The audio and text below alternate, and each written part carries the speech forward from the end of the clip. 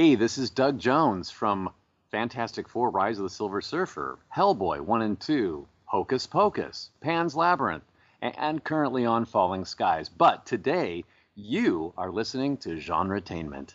Hi everyone, welcome to another episode of GenreTainment over here on SyFyPulseRadio.com. We're your hosts Marx and Julie, and GenreTainment is where we give you interviews with writers, directors, producers, and actors in both independent and not so independent creations. And for today's show, we're chatting with Brian Lewis and Trin Miller, the stars of the new feature-length film Gamers Hands of Fate, the third in the Gamers series of films. Now, these Seattle actors have grown a rabid gamer fan base from the movie and their other projects, and they fill us in on Gamers Hands of Fate and the other projects that they have in the works. Plus, we have a bonus interview with Lucas Bryant, one of the stars from Sci-Fi Channel's TV series Haven. He chats briefly with us about the upcoming fourth season of the popular show. Now, before we get started with our first interview, we do want to point out that the music you just heard at the beginning of the show was a snippet from the theme song for our web series, Reality on Demand. It's a song composed and performed by our friend T-Sean Hardy, and you can find our web series at realityondemandseries.com. Now let's get started with our first interview of the show with Brian Lewis and Trin Miller from Gamers Hands of Fate. Miss, I'm really sorry about that. Comes with the territory. How dare I game with ovaries? Sup, Craigchin? Am I kicking your ass today? Nah, Cass here hates CCG. That offer no competition. Maybe I'll meet you in the tourney. Yay! No, wait, sorry. I meant meh. I need 3 things to live: water, salt, and her name. All right. Well, welcome to the show, guys. Thank you. Thank you very much. We're very excited to be here. Okay, well, you two are the stars of the third Gamers movie, Gamers Hands of Fate. Can you explain to our audience who may not be familiar with the movies what Gamers is about?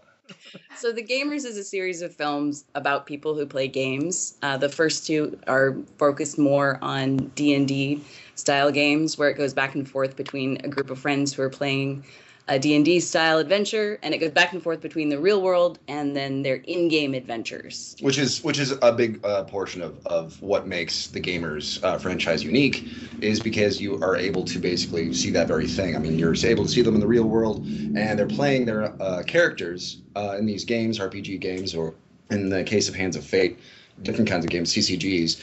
And you're able to, they're playing their own fantasy characters as well. So there's some, comedy there from the back and forth and going in the dichotomy of the different worlds. And premiered at Gen Con recently. It's online. Yes, and some of it was filmed there the previous year, right? Yeah. Yes, we filmed quite a bit of it at Gen Con 2012. 2012. Yeah. It's actually before the Kickstarter was over. Just fell in the calendar at that time period. And we didn't actually know if we were going to get funded by the time we were filming at Gen Con. Mm-hmm. Yeah. So we started a movie we weren't sure we'd actually be able to finish. No pressure, just a leap of faith. No, we didn't have any problem with that whatsoever. Nobody pulled their hair out. Yep. No one was worried even a little bit. Nope, I bet not. It's all right. Because making movies is a low stress. It really is. Yeah, when you add that kind of element to it, it doesn't create any more stress. It's pretty much the most relaxing thing I've ever done. Yeah. Yeah. No, but that was really great. That those scenes at Gen Con 2012 were amazing, just incredible. Yeah, it was very cool. I think I'm pretty sure it's the first thing filmed at Gen Con, first thing I know of. So I don't know about that. I think there's certainly been a lot of documentaries over the years that have been filmed at Gen Con. I don't really know. That is true. I don't really know if there's any feature films at Gen Con, but yeah, it's possible. I don't know. We'll take credit anyway. Yeah, why not? Yeah, ours is the first movie. Let's just declare that now. Yes. Yeah, look it up and prove us wrong if you want to. No, don't do that. It should be like planting your flag somewhere. If you plant the flag first, you win. So if you just declare that you are the first, you win. Yeah. Yeah, we did. We totally were. There you go. Each of you star in the film. Can you tell us a little bit about your characters in the film and how much they are like the real you, some or not at all? You want to start with that? Well, let's see. I play Cass, and he's a compilation of a couple of people I've known in my life. Some of them were gamers and just Yeah, just like I needed to find someone who was kind of like sort of, a dick basically, but he'd still be able to be nice enough that people, didn't just dismiss him outright. And so he could still, be endearing and still, have people like him and root for him. Mm-hmm. That was kind of a difficult thing to find. I'm glad that you described him that way because, that was my first impression of your characters. He's kind of a dick. Oh, yeah. But, he is the lead, too. He's so. not a typical... did you see The Gamer's Darkness Rising or any of the other films at all? Uh-huh. Oh, you did? Okay. Yeah. Yep. Sorry, I think she's seen both of them, 1 and 2. And I've seen them all. Yeah. Well, it's fine. If you said no, that would have been fine. I'm sorry, I don't mean to put you on the spot. I did my homework. She passed. She got a point. Oh, nice. Very well. Very professional. Yeah. Yes. Yeah. Actually, we watched 1 and 2 a long time ago. I'm just trying to remember it. It's been so long. Yeah. It's cool. Go watch it again on YouTube. I was just going to say that Brian is... Well, the parts where the character of Cass is like a dick, that is not like Brian at all.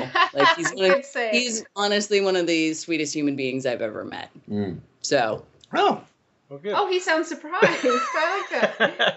Did you want to say anything else about Cass? I wanted to say thank you very much for the compliment, and I think I'm actually, people ask me some of that sometimes, like if Cass is anything like me or anything like that, or how close we are related, and like I'm not anything like Cass. I don't really have that kind of headspace, that kind of like, he's very, very he's in his own world. He doesn't actually emote to other people, basically hardly ever. I mean, it really takes a lot for him to actually like see things from another person's point of view. He really has to be, and you see it in the movie, he literally almost had to be like hit in the head with that before he can be like, oh, that's what you're coming from. Oh, okay.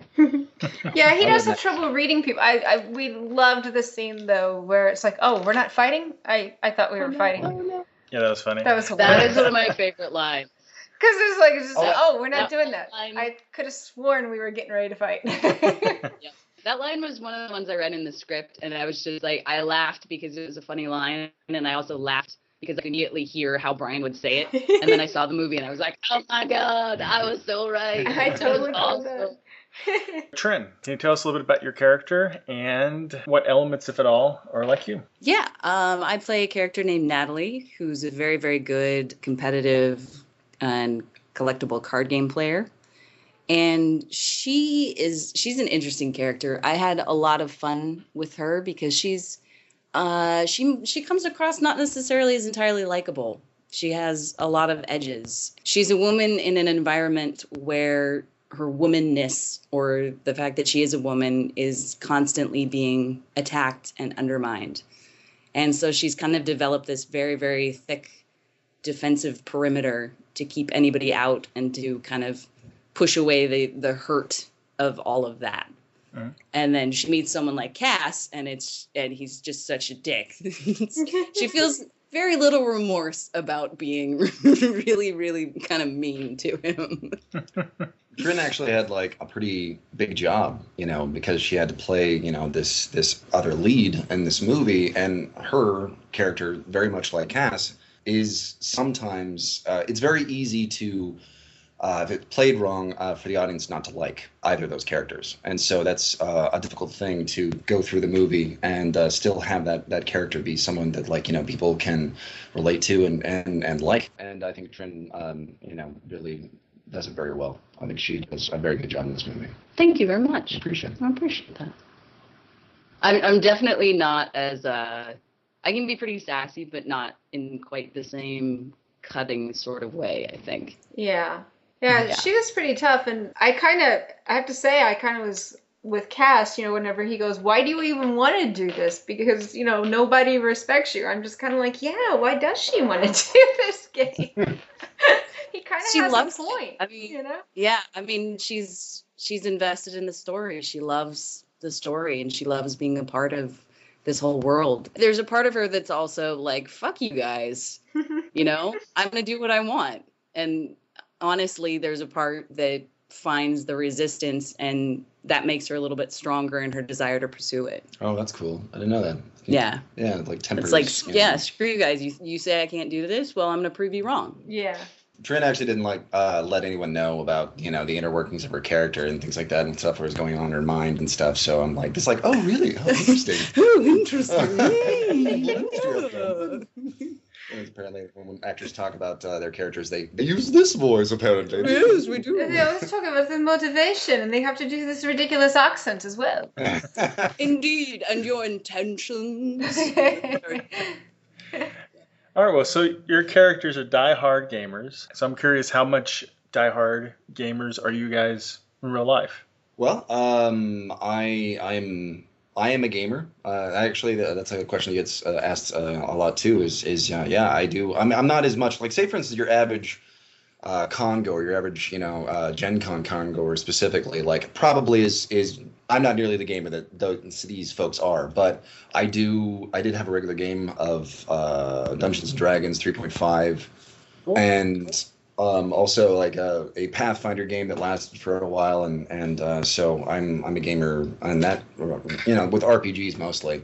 I actually, before this movie, I had not really done any CCGs before, so that was something that I actually got to do because I don't know if you know this, but Nathan Rice and actually Matt Vancel and a lot of the OG DG folk were really big into the Legend of the Five Rings, which is sort of Who are these people and what's DG? DG it stands for Dead Gentlemen, and so that's kind of the original production company before it kind of sort of veered into Zombie Orpheus Entertainment. And Nathan Rice is one of the actors, and Matt Vancel is the writer-director, and they've been friends forever and worked on a lot of projects together. I appreciate it. Yeah. Like what she actually did in there is cut me off because I have a tendency to rattle and prattle on for long periods of time. No, it's really awesome. Teamwork. All right, cool. So now that's why you have her with you. Yeah, exactly. It's handy. So anyway, so that's a lot of the people. Like Nathan Rice is the guy who plays Lodge, Kevin Lodge. So he's the game master in Gamers Darkness Rising, and you see him a little bit in the festival cut, but you get to see him a lot more in the extended edition of Hands of Fate. He took us and he showed us how to play Legend of the Five Rings. And so to kind of give us like a background and with CCGs and be able to know like what to do and some of the tactics and things like that and what do the factions kind of mean to each other, and so that was kind of a cool background. And Trin? I would describe myself as a gamer, although there are definitely some aspects to which I am very much a noob. I grew up kind of playing more like video games and family board games. So video games, totally forgot about that. Yeah. Apparently, Brian played a lot of video games. Oh, constantly. Yeah, sorry. But now this is about you. I'm encroaching upon your time. My bad. And so I was pretty new to the world of RPGs and CCGs. And like Brian was saying, we had a really fun time. Actually, this last Gen Con, when the movie game became an actual game, we got to spend a lot of time with some of the people at AEG learning how to play the game that we play in the movie. And that was actually a lot of fun. I've played it several times since then, and I'm finally starting to get it, and I really love it. Yeah, and I did do a fair amount of research into card games before I started doing the film. Yeah, I was going to say, this game seemed really, really complicated. Oh, it is. And it doesn't play quite the same way it does in the movie. Oh, no, they had to change a lot of things around. Yeah. Basically, stuff in the movie was... just to kind of like circle back to that, like what Trin was saying before, AEG has made the Romance of the Nine Empires into an actual collectible card game that one could play. And it's fun. And it is fun. Like we actually both got to play it again. And play Holden, I believe. Yeah, I also got to play Melchior. Oh, did you? Yeah, I crushed Holden. I played a little bit of Displaced, but I was not very good at it. No. Yeah, it's definitely a game that takes a while to get good at. I'm told it's actually a lot more simplified than its sort of progenitor, Legend of the Five Rings, which is sort of kind of like very loosely based on the similar kind of rules. I've heard that Legend of the Five Rings is much more complicated, and this is sort of simplified. But like we say, we're kind of new to the CCG, so we're playing as we go. Yeah, I'm not really experienced in CCG either. Oh, what are you involved in mostly? Besides video games, pen You and don't do paper. video games that much anymore. No, not as much. You don't? Not as much as I used to. I used to be pretty diehard in video games. So now it's for pen and paper RPGs. It's like Pathfinder, Mutants and Masterminds. Those are some of my favorites. I'm a casual gamer. I've just sort of done it off and on over the years. My favorite is Mutants and Masterminds. Yeah, I don't know if you guys ever played that, but it's really fun. No, I've never played I have it. the coolest character. I have no desire to play any other character for any other game until I'm allowed to resurrect this one. Yeah. That's I have a whole background of like where she came from and where she was raised, and her entire belief system and her family, and That's awesome. and why she's where she is. And I probably invested entirely too much building up this character. It's like ridiculous. The links that I was explaining it, and they were like, "Are you kidding me?" I think I know exactly what I can relate to that quite a bit actually. When I first started out, there's a character that I spent far too much time building and creating, and then he got killed fairly quickly. And so instead of starting from scratch, because I was just so heartbroken, the GM actually let me to kind of clone him. And just it was he was like his brother, and then that guy died, and so apparently I think it was his uncle, and they all had the same last name, they all had the same stuff. It's kind of cheating. I would have to resurrect mine. I'd be like, and she's also immortal. Did I fail to mention that? So and Marx's character and my character didn't get along, which was fun. Okay, so we covered our gaming cred. So Trin, now with Zombie Orpheus Entertainment, you seem to have gone from, I believe you were credited as a website designer originally. Web series producer. Sorry. Yeah. And with Journey Quest, and then you became the face of Zombie Orpheus Entertainment, Zoe, for the Rude Mechanical Show. I don't know what you're talking about. That's completely erroneous. What? No idea. Yeah. That's crazy talk. Oh God, that's what you say. Okay, well maybe that was a bad dream. And then you star in Gamers 3. So how did you first get involved with the whole Zoe group, and how that leads you to Gamers 3? Oh, that is kind of fun, actually. So one of the very first projects I ever worked on was a web series called The Dirty Do-Gooders, which also starred Brian Lewis and Jen Page. And that was my first introduction to the world of Dead Gentleman and Zombie Orpheus. And that's how I found out about Journey Quest. And then because I found out about that, I also found out about Darkness Rising, which I'm really glad I watched after I had already met Brian Lewis and Jen Page, because I think otherwise I would have fangirled all over the both of them, just been like, oh, you're Brian Lewis from that movie. Oh my God, you're Jen Page from that movie. That's actually way better than most people's reaction, which is like, yeah, I kind of thought you were going to be an asshole. That's Bo Pritchard, a good friend of both of ours. Yeah, that's exactly. He was actually afraid to meet me because he thought I was going to be a jerk. Do you explain that you are acting? Yeah, it's acting. Acting. For people like Jen Page, I thought you were really going to be turned to a guy. Yeah. Actually, when I've gotten the same thing about a couple different projects where a composer met me and we'd been talking for a minute, and she was like, "You are so nice," because she'd scored 2 of my projects already, and she was like, "I thought you were going to be a total bitch." It's like, well, I could be if you really want. Yeah, if that's what you really want. Yeah, I do what the audience wants. Yeah. Yeah. Okay. Oh, sorry. So I totally interrupted your spiel. Dirty Do-Gooders. Dirty Do-Gooders. So I started getting really involved in the web series community in Seattle and the surrounding areas. And through that, I kind of tried to hook up with Journey Quest and kind of do some cross-promotional stuff. And I ended up meeting Ben Dobbins and Matt Banzel, and we just kind of kept interacting and kept talking. And I don't know, it grew from there. And I did audition for the role of Natalie. That wasn't something where they just called me up and they were like, "Hey, we have this thing that we want you to do." It was actual auditions with headshots and resumes and callbacks and all that good stuff. It was a difficult time. It was pretty. That was for a lot of people from Natalie, but Trin beat him out. Pow. You survived the rigorous process. I survived the rigorous process. Yeah. But I was doing a lot of behind the scenes kind of stuff when they were filming Journey Quest. And I really enjoyed that. I enjoy being in front of the camera a little bit more, but I really enjoy doing kind of the behind the scenes social media stuff as well. Yeah. Awesome. Yeah. Okay, well, Brian, you've had a long history with Zoe, with starring in the Second Gamers movie and co-starring in Journey Quest. So how did you first get involved? I think I can give that up to my mother because I haven't had an agent for a while, and so during that time, my mother was so wanting to help me, become an actor, and she's just a big cheerleader of mine. So like she would sometimes, I would be working and I would be doing these 40-hour works and things like that, and not have a whole lot of time because you actually, as an actor, you really have to dig deep and find your auditions, and even if you have an agent, you still need to do that for yourself.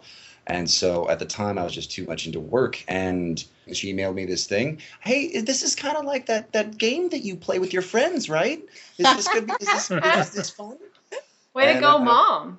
Yeah, thanks, Mom. And so I went on and I auditioned, and I got to meet Christian Doyle, who plays Gary and Luster, and Perf from Journey Quest, and I got to meet Scott C. Brown, and I actually got to meet the whole crew. This is very exciting. It was actually, I wasn't originally cast as Cass. I was originally cast as Random Creepy Knife Guy, who is played by Sean K. Reynolds. Great name. I love that. Random Creepy Knife Guy.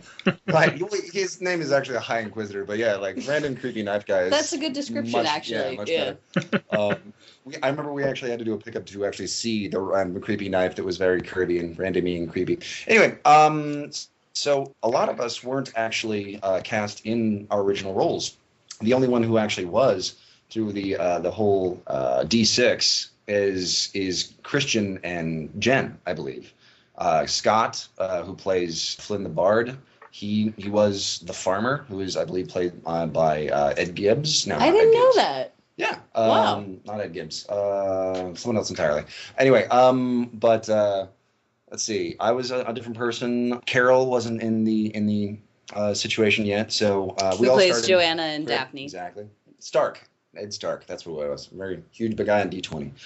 But after the read through, where we all were playing other characters, we were loving the script, and I was like laughing at every possible moment, and getting all these jokes. And the guy who actually was playing Cass really did not get any of the jokes at all. And then he had a thing, and so I got an opportunity to have a callback. So it was like, we liked what you're doing at the reading. We want to see what you have for Cass. See if you would fit that role. And at the time, I had like this bleach blonde haircut, and like it's really not something. They liked what I had to say, but Matt Vansel, the writer director, and Don Early, the producer, and Ben Dobbins, they didn't want that kind. They didn't want the surfer dude to be Cass. It just didn't seem to fit.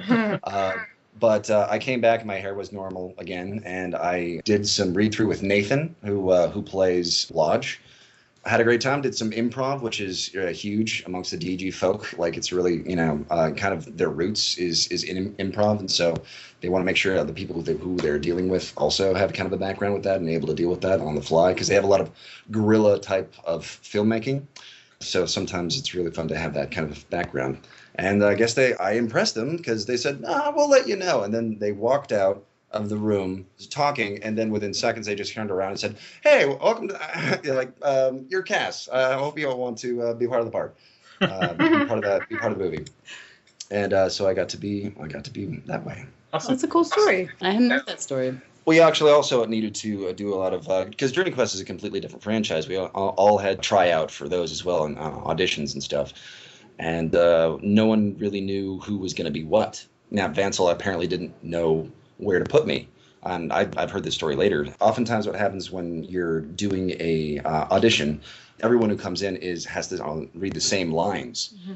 And the lines for the males was Carol's lines. And so they got to hear everyone go through Carol's lines and see, they're looking for different kinds of things. And when it got to me, I guess I I don't know. I wowed him or something.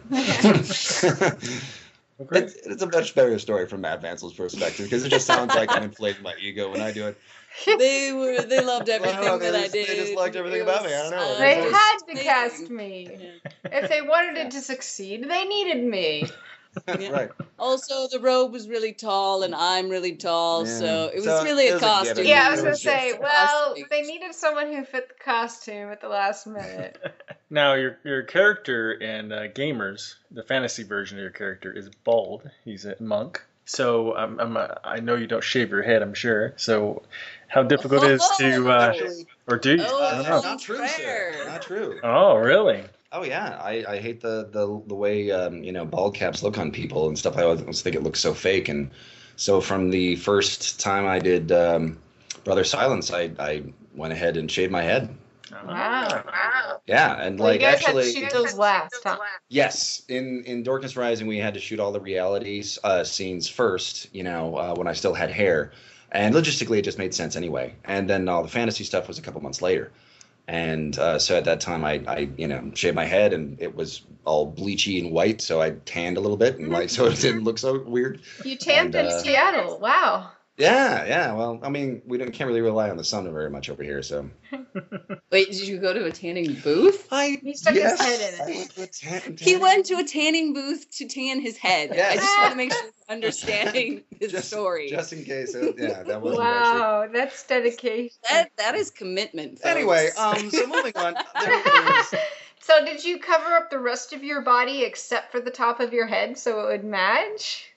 Is this this is where we're going? Okay. The people want to know, Brian. Right. No. I was just wondering if you had a wetsuit and then like a scarf around the bottom part of your head, and just like so you could stick the top part of your head in there. We need a visual, basically. It was normal style. It was just going to a tanning bed and end up being pretty even. So that worked out. But anyway, so I didn't ask anything really embarrassing. I mean, I didn't ask if you were in the buff or anything. Jeez. Well, it's getting really embarrassed by it, which is That's hilarious. It's like I love to watch you squirm. Sure, yeah. Well, it's funny on our end, so there's also throughout filmmaking and photography, there's several other people who also bick their heads as well. Because Christian Doyle needed to wear a wig all the time, and it just made more sense for him. And Nathan Rice, who played Lodge in his fantasy character, Sir Osric. Thank you very much, appreciate it. Glad you're here again. Teamwork.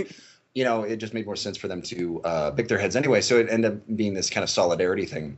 So a lot of people actually end up doing it. Our producer Don Early, Matt Vansel, and tons of people. Oh, cool. But that was only for Darkness Rising. Yeah. For Hands of Fate, I still Hands of Fate. They were all like, "Screw you, Brian." Yeah, exactly. I was actually trying to be like, "Hey, you remember the last time, guys? You want to shave your head?" And they were, no, we're not going to do that. Yeah, one time that was it. Exactly. Now, Journey Quest. Next up, I believe, from Zoe is going to be Journey Quest Season 3. So they tell us. Mm-hmm. Yes, and I don't think you're ever in Journey Quest, right, Trin? I am not. Yeah, so is there any... Well, actually, technically, I'm in about 10 seconds of Season 2. Oh, really? Do tell. I am... There's a scene in which Samara Lerman, the assassin, and Anne Kennedy Brady, who plays Nara, are fighting. And there was a particular shot that they just couldn't get. Like, the light was going... Anne was on a plane. They just couldn't get enough fight footage. They tried like 3 times to get this fight scene. Yeah. And it just... And they got most of it. They got almost all of it. But there were just a few shots that they really needed in order to make it work. So, and being in Chicago, they needed someone who's roughly the same size to put on the outfit and then go tackle Samara Lerman. And I was like, yeah, I am all about that. Very cool. So you're a stunt double now, too. Yeah. credit for that? I should. I don't know. Yeah, I should.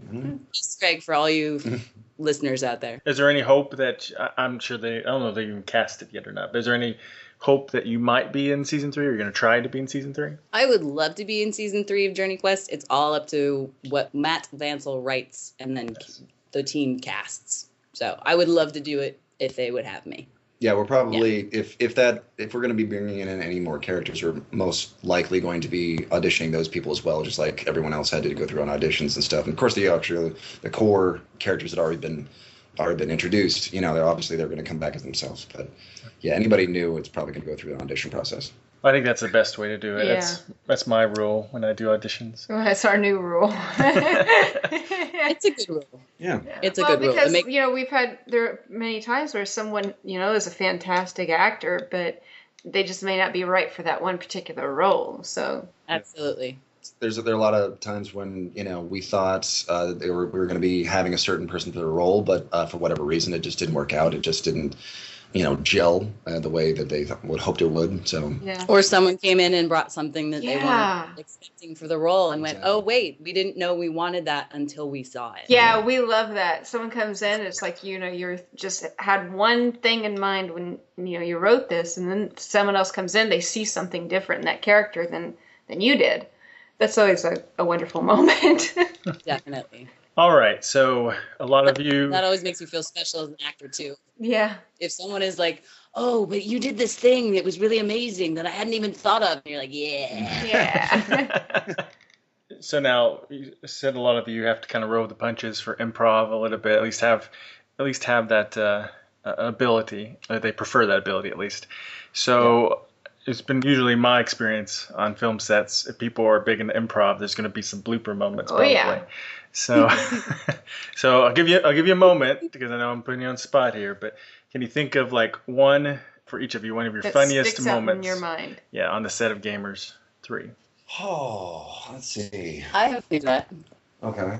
I have an immediate answer to that, which is when I panicked when I was supposed to improv, and I decided that the best thing for me to do in that situation would be to slap Brian Lewis in the face. Oh my goodness. Oh, yeah. That was a fantastic choice.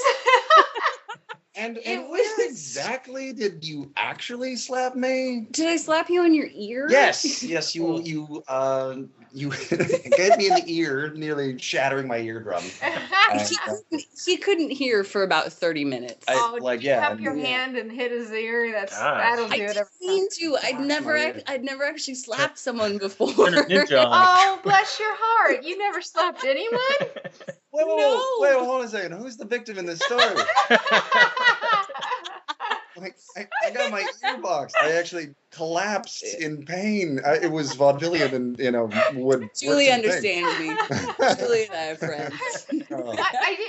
If she'd never slapped him before, she could have really hurt her wrist. Yeah, that's true. Exactly. We need to feel bad for her. Maybe she did. We didn't ask. Yes. Are you okay, hon?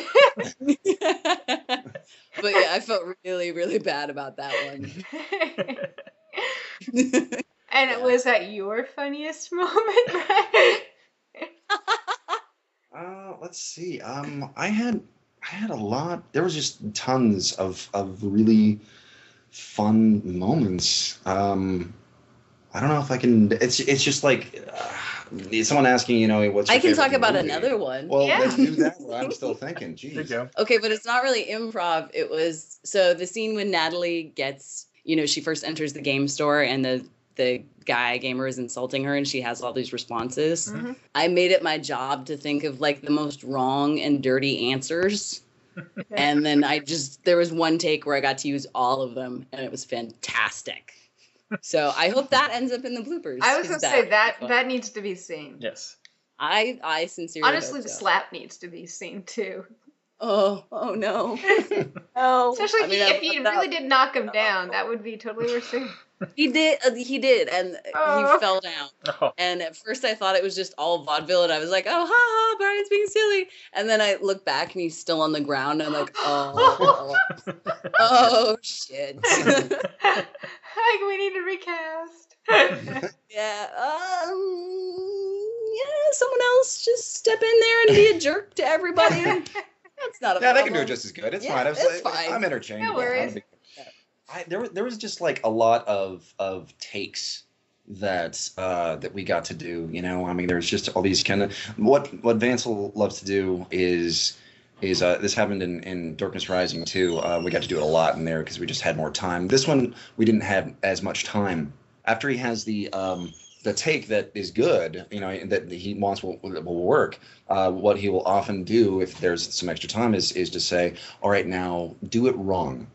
And that means, whatever you think that means. And like, actually, I remember he gave Connor Marks that direction, and it was who plays Jason in the movie. Thank you very much. He plays Jason in the movie.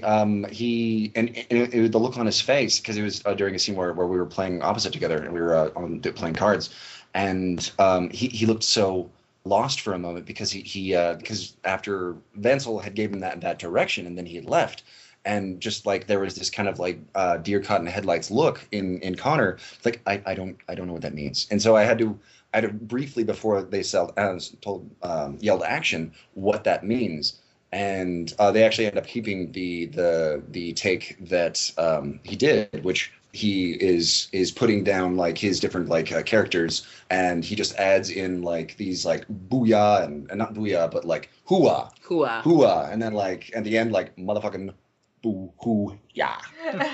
Who motherfucking yeah. Ah, yes, right. So, see, I'm not the Marks. But yeah, sometimes you missed the marks on that one. Anyway, yes, I like that guy's last name. By the way. He does like that last name. I can't imagine. We have a nephew named Connor, which is kind of funny. Aww. But we got to do lots of different kind of like. I got to do all these kind of different things, but they don't really necessarily make great stories because they're not in context. What about the chair hopping?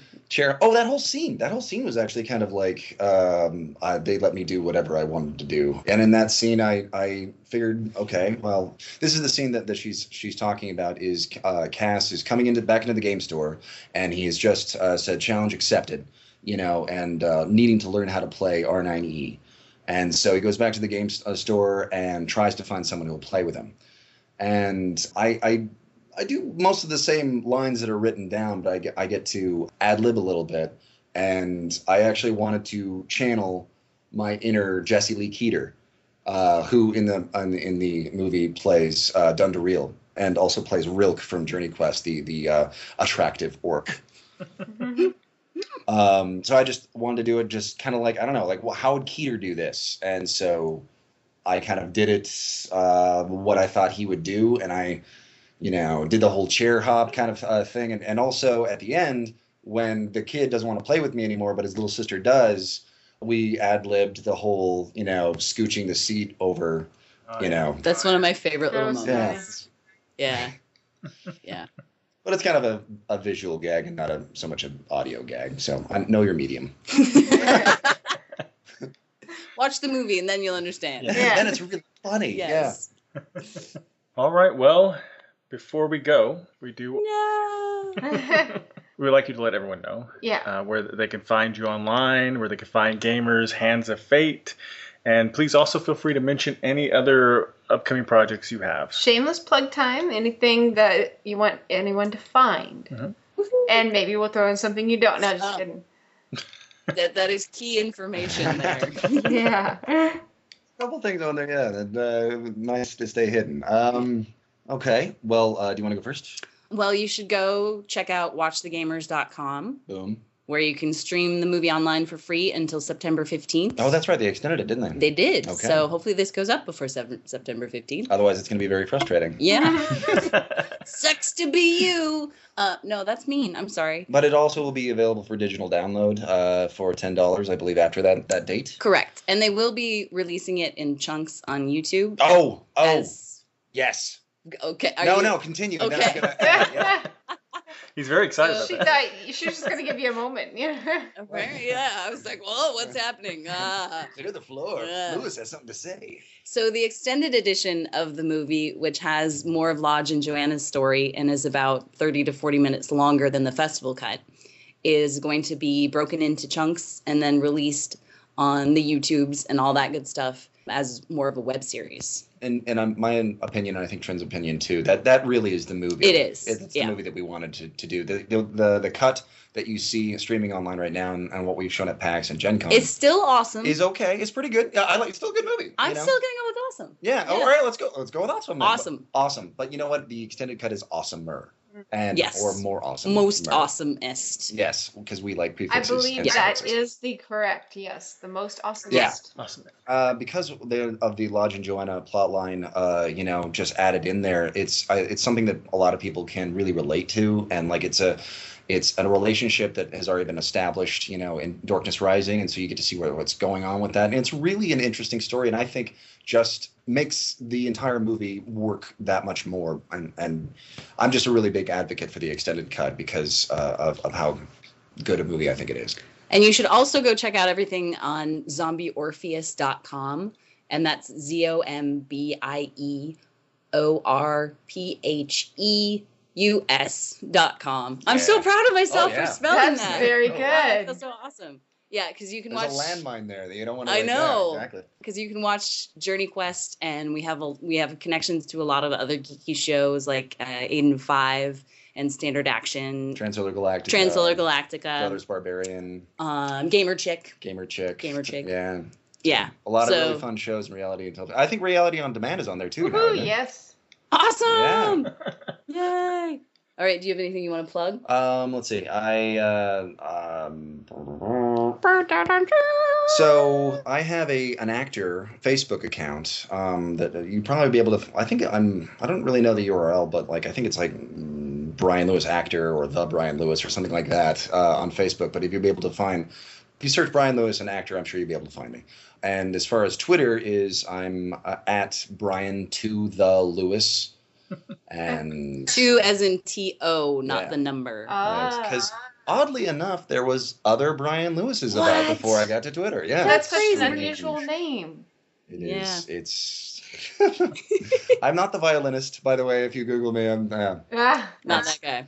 I'm the day that I beat the violinist or the lawyer Brian Lewis is going to be a very high day. And so if you want to Google bomb me, that would be awesome. So I can actually, show up on the first page if you put in my name.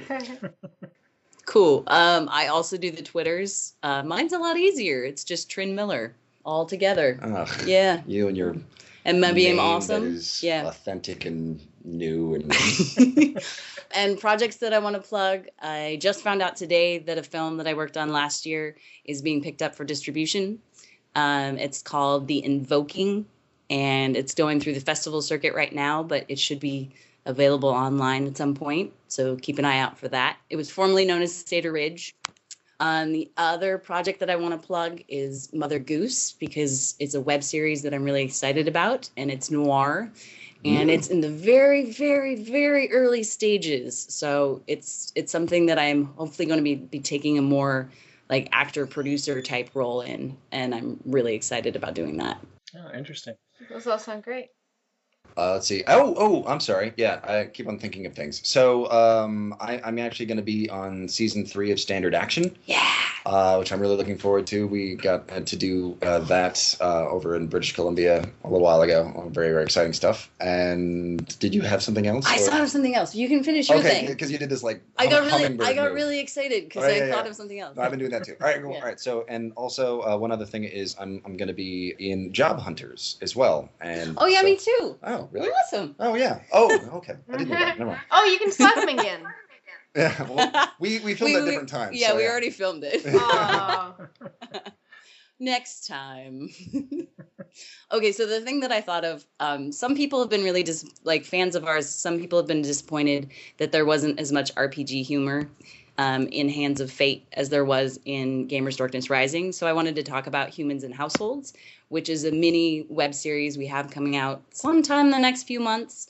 But we screened at Gen Con, and it was really hilarious. And it basically takes the idea of a group of people playing Dungeons and Dragons and flips it around. So it's the fantasy world characters who are playing everyday, quote unquote, everyday human characters.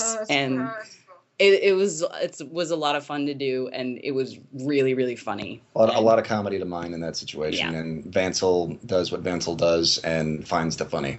Yeah, so if you're looking for RPG humor, keep an eye out for Humans and Households. Also, Natural One, very similar. Yeah. Like Natural One is also one of those kind of mini series by Zoe, and that's This also, one's cyberpunk. Yeah, and that follows the story of Christian's character Gary going to Canada with Leo, and you were actually, Also cyberpunk. Also cyberpunk. Well, anyway, I'm not going to go into details about that. That's a fun one. You should check that one out when it comes out as well. Yeah, It's great. Yeah, I missed those at Gen Con.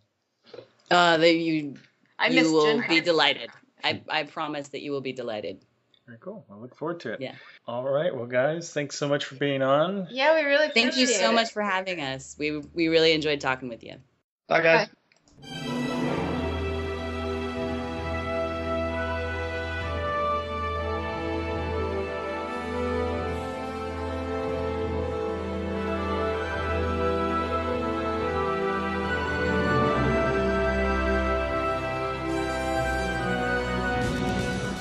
Hi, I'm Joanna from Standard Action, and you're listening to GenreTainment. Well, special thanks to Brian and Trin for chatting with us, and bonus points to Brian for surviving our endless teasing about him tanning his head.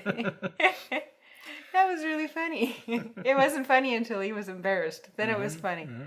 Now remember that you can watch Gamers Hands of Fate online for free until September 15th. And now before we go, let's play our bonus interview with Lucas Bryant from SyFy Channel's Haven.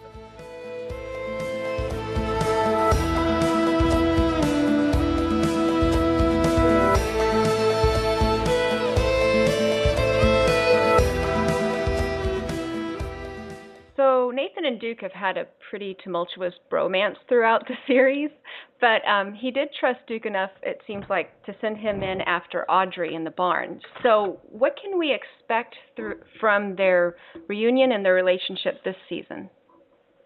Yeah, yes.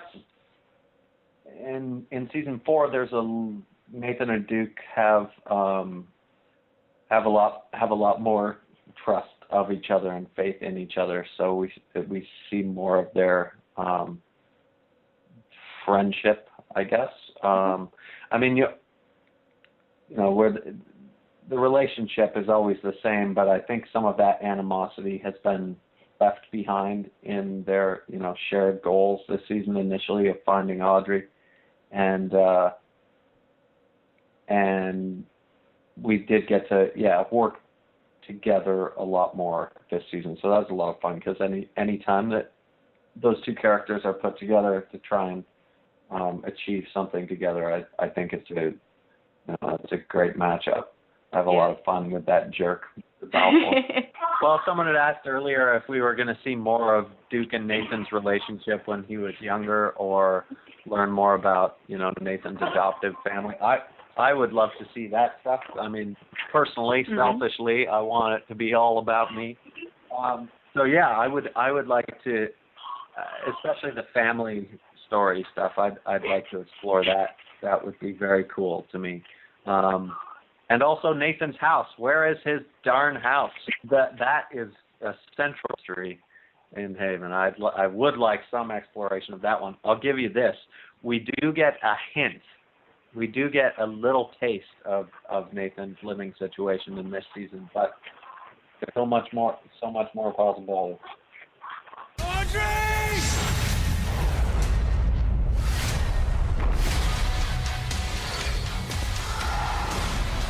The troubles are still here. How much more can people take? Don't touch me. Audrey is still alive. I'm trying to help you remember who you are. I'm Lexi DeWitt. That is who I really am.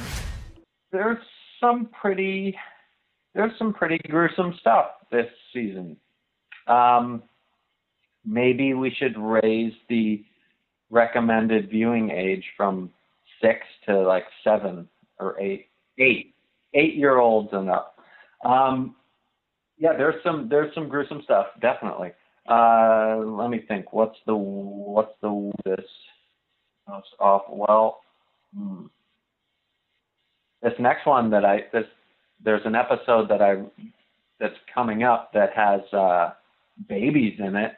Ooh, babies are horrifying. And also kids. In an earlier episode, there's kids. Kids are terrifying too.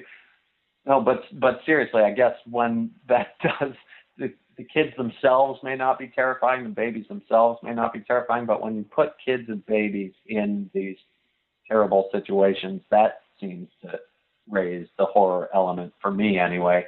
That gets me every time. I think episode 3 last year, The Farmer, was the one where the guy had the organ sucking snake that came out of his throat. I don't know that anything's topped that one, or just total weirdness yet. But there is a bit of there's definitely a lot of creep factor this season.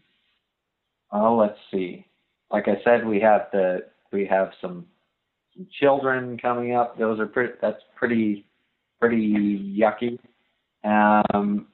And some neat and weird clawed forest creatures. There's more claws, definitely a lot more claws. There's more claws coming in later too. And big teeth. What else happened recently? Let me think. One of them that was not a terrifying trouble, but was a lot of fun for me. Well, I mentioned before was there something that affects everyone's reality.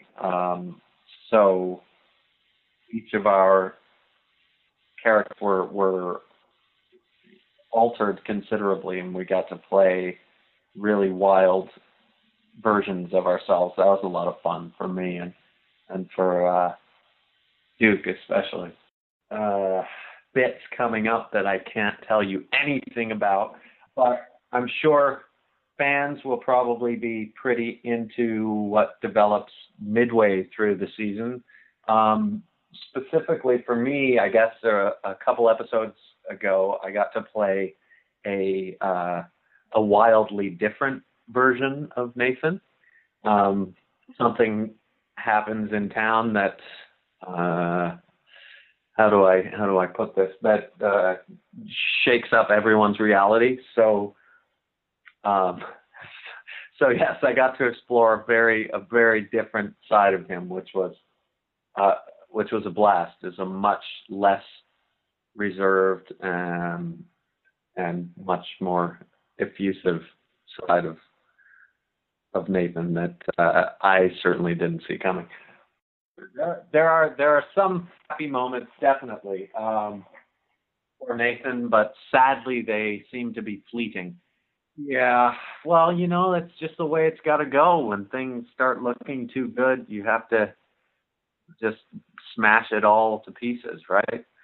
So, hopefully there's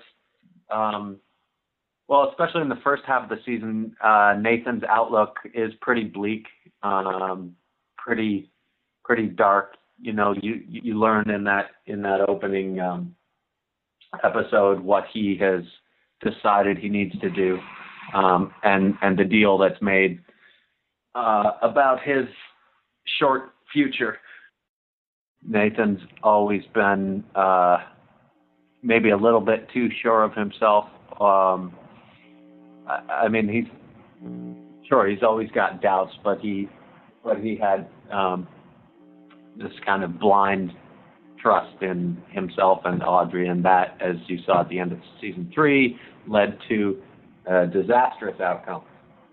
So now, getting to explore that, ruined side of him was a lot of fun, and then continuing throughout season 4, he has a new mission, but it is, as he said, a lot darker, and that was a lot of fun. So that's, no, things aren't looking too good there, but I will tell you that there may be some very exciting lights at the end of that dark tunnel.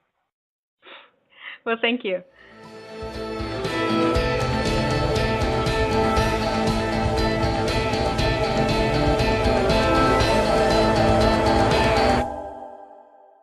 Hi, I'm John Rogers. I created the show Leverage and wrote Transformers, and you're listening to GenreTainment. Thanks to Sci-Fi Channel for giving Sci-Fi Pulse Radio and GenreTainment a chance to chat with Lucas Bryant. We're both looking forward to seeing the new season after the cliffhanger season finale.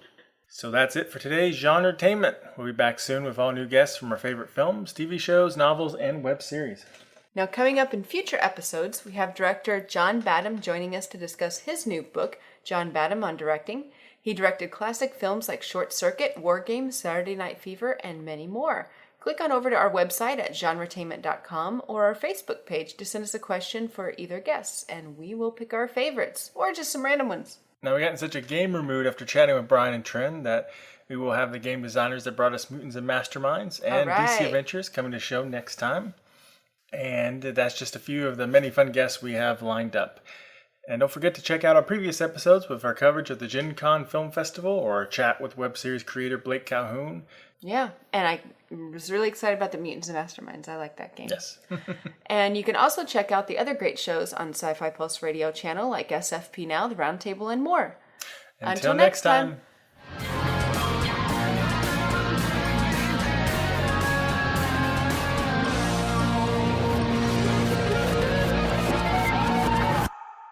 Hi, I'm Brian Lewis, and Hi, I'm Trin Miller. you're listening to Reality on Demand. No. No, it's not. That's okay. I already Okay, that's going on bloopers. Like, oh wow, I just choked.